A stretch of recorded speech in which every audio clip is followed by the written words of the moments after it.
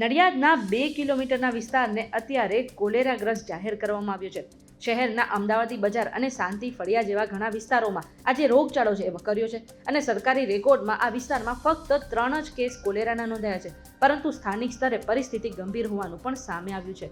ઓમનગર સોસાયટીમાં 10, જ્યારે અમદાવાદી બજારમાં 10 અને શાંતિ ફળિયામાં 15થી વધુ કેસો નોંધાયા છે અને આ વિસ્તારમાં ઝાડા ઉલટીના દર્દીઓની સંખ્યા પણ સતત વધી રહી છે.